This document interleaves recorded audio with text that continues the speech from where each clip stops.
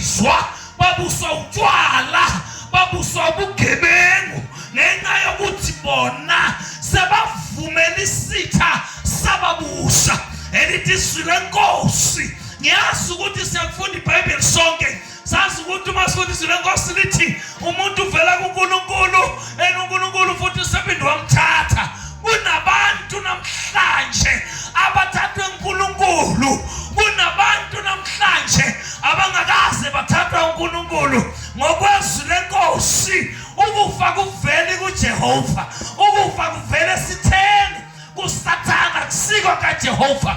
uNkulunkulu wathi masenze abantu ngomfanekiso wethu basifuze. Uma samenzile umuntu wasephefumulela umoya wokuphila, wathi umuntu akaphila buse emhlabeni wonke. So uyahamba emhlabeni uyabusa, yazi ukuthi God ukunikeza amandla okubusa, ukunikeza amandla okushaya umthetho ey'ntweni zonke. Kodwa isitha senze ukuba abantu basuke endaweni kaJehova bagwese emthethweni kaJehova. Kuba kuzange kube khona lokho, ngabe abantu abafi, ngabe abantu bayaphila, ngabe nezinto abayibonayo sinamisi, ngabe nezinto abayibonayo sinabantu. Kodwa ngenxa yesitha baba sabulala abantu. Angeke utshele ngengane ka-13 years ehambile uthi thathe uJehova, ngeke utshele ngengane ka-15 years efile uthi thathe uJehova. Kodwa isitha esenza lowo muntu afe ngoba usebuswa isitha. uSathane uyabulala. Lithi iBhayibheli encwadini kaJohn chapter 10 lithi izwi lenkosi yayisela ngalizwi lingasukweba nokubulala nokubhubhisa. Kodwa only Jesus, he came to give us the life abundance. Wazosinika ukuphila sibe nako. Wenze njani bazalwane? Uqinile. Hallelujah. Shayela izandla mthana wethu. Amen. Number 1, wenziwe ngomfanekiso kaJehova. Oh, amen. Awunawo amandla okukhwelisa umuntu. Abanye bathi negwegwe ngathi ngaphuma inyamazana. Abanye bathi lekhanda enkulu ngathi uqelemba. Abanye bathi unamahips ungazothi inakhuzana, ibhanoyi noma ngabe yina ngasi. Soka awunawo amandla ngoba umenzanga umuntu, wena wagcina ukumbeka kwase kuthi Jehova wasezomenza.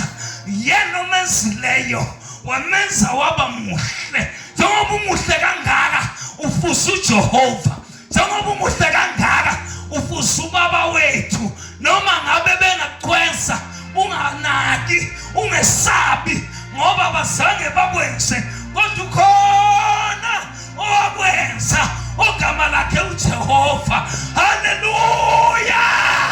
Bonke abantu benziwe ngomfanekiso kaNkulunkulu. Amen. Awunawo amandla okumkhwenza, awunawo amandla okumbandlulula. Angithandi lo, ngithanda lo. Angiva ngigcwale, angazagcwale kuwe, kodwa ukhona ogcwala kuwe. Oh, amen. Noma ngeke agcwale kuwe, kodwa ukhona ogcwala kuye. Ngoba umuntu bazalwane wenziwe ngomfanekiso. Nginamehlo amakhulu, nginekhala elikhulu, nginenyawo enkulu, ngimnyama, kodwa ngenziwe umfanekiso kaNkulunkulu. Bonke abantu benziwe ngomfanekiso kaNkulunkulu. That's number 1. Number 2, Jehova ukwenzile ukuba ubuse emhlabeni. Musa kubuswa isitha, Musa kubuswa imisebenzi yezwe.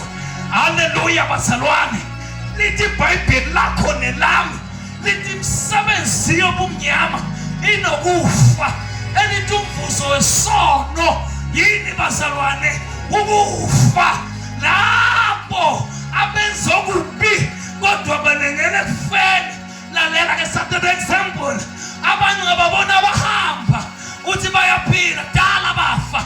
Abanye ngababona bakhuluma uthi bayaphila kudala bafa. Yini indaba?